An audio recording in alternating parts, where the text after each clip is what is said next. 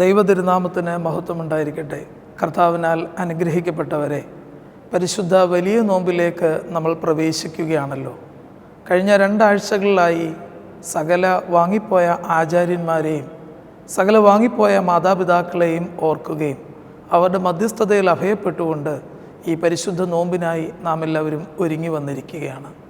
ഇന്നേ ദിവസം യേശു തമ്പുരാൻ്റെ ആദ്യത്തെ അത്ഭുത പ്രവൃത്തിയായ കാനാവിലെ കല്യാണ വിരുന്നിൽ വെള്ളത്തെ വീഞ്ഞാക്കി തീർക്കുന്ന വേദഭാഗമാണ് നാം വായിച്ചു കേൾക്കുന്നത്.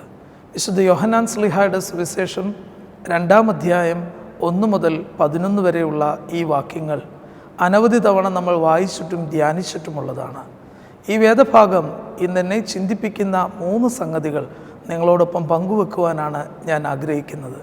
ഒന്നാമതായി, കുറവിൻ്റെ അവസ്ഥയെ നിറവിൻ്റെ അനുഭവമാക്കി തീർക്കുന്ന യേശു തമ്പുരാൻ്റെ കരുതലും സ്നേഹവും. നമ്മുടെ എല്ലാവരുടെയും ജീവിതത്തിലും പലപ്പോഴും പ്രതിസന്ധികളും പ്രയാസങ്ങളും വന്നിട്ടുള്ളവരാണ്. എന്നാൽ തളരാതെ മടുത്തു പോകാതെ യേശുവിനോട് ചേർന്ന് നിൽക്കുമ്പോൾ അവൻ നമ്മുടെ പ്രതിസന്ധികളെ മാറ്റി നമ്മളെല്ലാവരെയും നിറവിൻ്റെ അനുഭവത്തിലേക്ക് കൊണ്ടുപോകുമെന്നാണ് ഈ സുവിശേഷം നമ്മളെ പഠിപ്പിക്കുന്നത്. അവിടെ കാര്യവിചാരകനെ സംബന്ധിച്ചിടത്തോളം, ആ ഗ്രഹനാഥനെ സംബന്ധിച്ചിടത്തോളം വിളിച്ച് വന്നിരിക്കുന്ന വിരുന്നുകാർക്ക് വിഭവങ്ങൾ വിളമ്പി വരുമ്പോൾ തികയാതെ വരുമ്പോഴുണ്ടാകുന്ന വലിയ മാനസിക പ്രയാസം, ആ ഒരു സംഘർഷാവസ്ഥയിൽ നിന്ന് അവർക്ക് ഒരു നിറവിൻ്റെ അനുഭവത്തെയാണ് യേശു തമ്പുരാൻ പ്രദാനം ചെയ്യുന്നത്. അവിടെ ഭക്ഷണം കഴിക്കുന്നവർ ചോദിക്കുന്നുണ്ട്, ആദ്യം സാധാരണഗതിയിൽ എല്ലാവരും മേത്തരമായ വീഞ്ഞ് വിളമ്പിയിട്ട് അവസാനം അല്പം വീര്യം കുറഞ്ഞതൊക്കെയാണല്ലോ നൽകുന്നത്, ഇവിടെ നീ മേത്തരമായത് സൂക്ഷിച്ചു വച്ചിരുന്നുവോ എന്ന് ആ ഗ്രഹനാഥനോട് ചോദിക്കുകയാണ് ചെയ്യുന്നത്. മനുഷ്യൻ്റെ കഴിവുകളിൽ മാത്രം ആശ്രയിച്ച് മുമ്പോട്ട് പോകുമ്പോൾ ലഭിക്കുന്നതിനേക്കാൾ മേത്തരമായത് ദൈവത്തിൽ ആശ്രയിക്കുമ്പോൾ ലഭിക്കും, സാധ്യമാകും എന്ന് ഈ വേദഭാഗം നമ്മെ പഠിപ്പിക്കുകയാണ് ചെയ്യുന്നത്. രണ്ടാമതായി, പരിശുദ്ധ കന്യകമറിയം അമ്മയുടെ ഇടപെടലാണ് ഈ വേദഭാഗം പഠിപ്പിക്കുന്നതായ സംഗതി. സ്ത്രീയെ, എനിക്കും നിനക്കും എന്തേ, എൻ്റെ സമയം ഇനിയും ആയിട്ടില്ല എന്നുള്ള മകൻ്റെ മറുപടിയിൽ അവിടം കൊണ്ട് നിർത്തിക്കളയാതെ, അവിടം കൊണ്ട് തൻ്റെ പരിശ്രമത്തെ ഉപേക്ഷിക്കാതെ വീണ്ടും ഭൃത്യന്മാരുടെ അടുക്കൽ ചെന്ന് അവൻ നിങ്ങളോട് എന്തെങ്കിലും പറഞ്ഞാൽ അത് ചെയ്തു കൊടുക്കുക എന്ന് പറയുന്ന, വീണ്ടും മുമ്പോട്ട് പോകുന്ന, തളർന്നു പോകാത്ത ഒരു ഇടപെടൽ, പരിശുദ്ധ അമ്മയുടെ ആ ഇടപെടൽ നമ്മുടെയും ജീവിതത്തിൽ ഉണ്ടാകും എന്നുള്ളത് സംശയമില്ല. കാരണം ആ ഗ്രഹനാഥൻ ചോദിച്ചിട്ടല്ല പരിശുദ്ധ അമ്മ മകൻ്റെ അടുക്കൽ വന്ന് അവരുടെ ആവശ്യത്തെക്കുറിച്ച് ബോധിപ്പിക്കുന്നത്.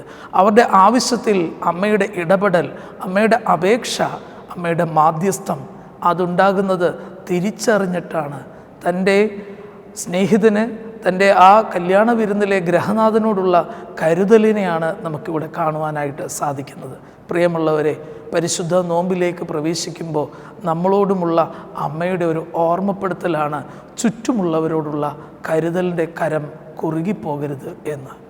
മൂന്നാമത്, ഈ വേദഭാഗം നമ്മെ ഓർമ്മിപ്പിക്കുന്നത് മടുപ്പില്ലാതെ, മടിയില്ലാതെ പ്രവർത്തിക്കുന്ന ഭൃത്യന്മാരെയാണ്.